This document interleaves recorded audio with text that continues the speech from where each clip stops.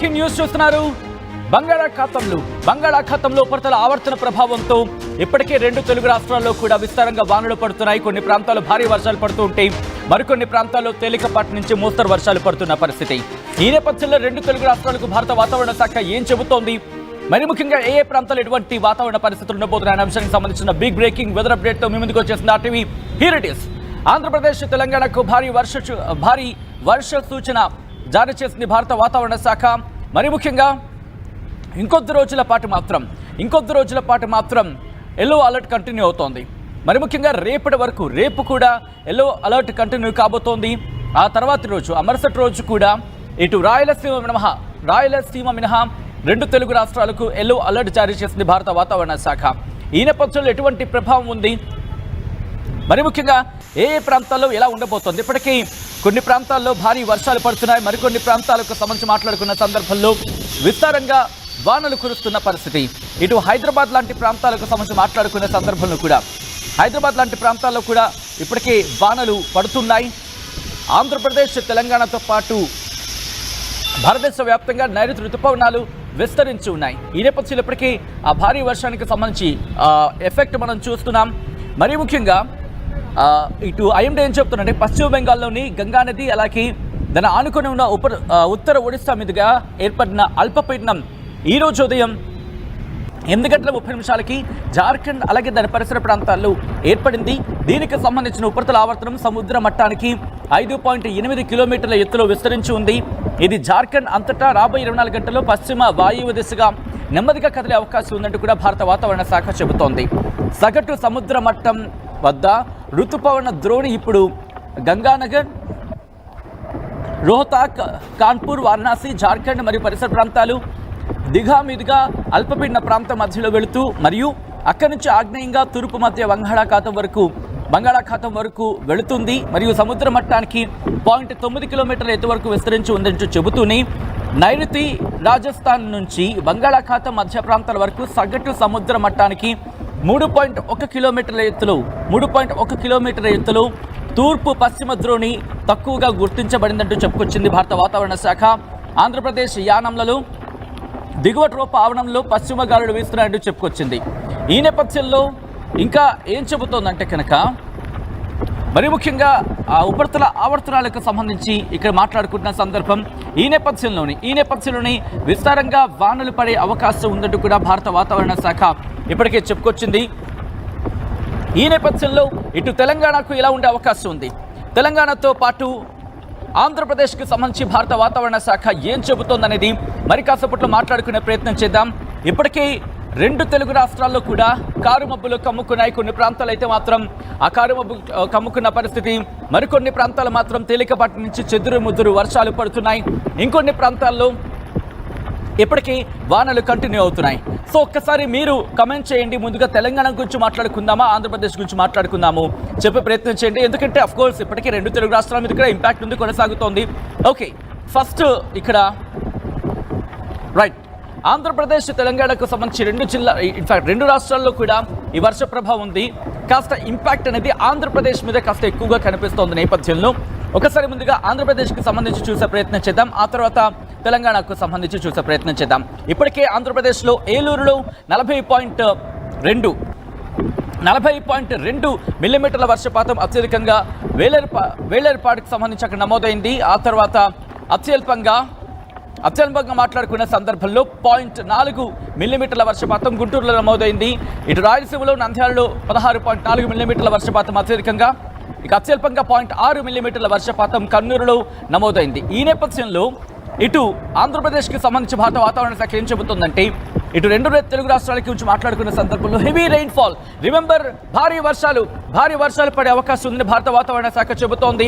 ఎక్కడెక్కడ అంటే కనుక రేపటి ఉదయం 8:30 వరకు శ్రీకాకుళం, పార్వతీపురం, మన్యం, ముందుగా శ్రీకాకుళం, విజయనగరం, విశాఖపట్నం, అల్లూరి సీతారామరాజు డిస్ట్రిక్ట్, అనకాపల్లి, అలాగే వాటితో పాటు మాట్లాడుకున్న సందర్భంలో ఇంకా ఎక్కడైనా ఉన్నాయని చెప్పి చెక్ చేయడం జరుగుతోంది. ఒక్కసారి ఓకే, ఆ ప్రాంతాలకు భారీ వర్ష సూచన జారీ చేస్తున్న భారత వాతావరణ శాఖ.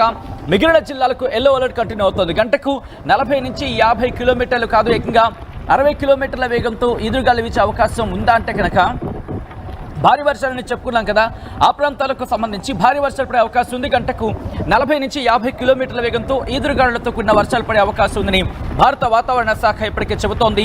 ఆ తర్వాత 5 రోజులు కూడా ఉరుములు మెరుపులతో కూడిన వర్షాలు ఉంటాయి. తేలికపాటి నుంచి చెదురుముదురు వర్షాలు, తేలికపాటి నుంచి మోస్తరు వర్షాలు పడే అవకాశం ఉందని భారత వాతావరణ శాఖ చెబుతోంది. మీరు చూడొచ్చు, ఇప్పటికే ఆ గాలులకు సంబంధించిన ప్రభావం మీరు చూస్తున్నారు ఆర్టీవీ స్క్రీన్ మీద. ఎందుకంటే ఆ గాలుల ప్రభావం మనం చూడొచ్చు. ఆ విజువల్స్ మీరు చూస్తే కనుక ఇప్పటికే ఆ ప్రభావం మీరు చూడొచ్చు. గాలుల తీవ్రతతో ఎటువంటి పరిస్థితులు ఎదుర్కొంటున్నారనేది. ఇక అక్కడి నుంచి తెలంగాణకు సంబంధించి చూసే ప్రయత్నం చేద్దాం. తెలంగాణలోని సిద్దిపేటలో అత్యధికంగా 76.2 మిల్లీమీటర్ల వర్షపాతం నమోదైంది.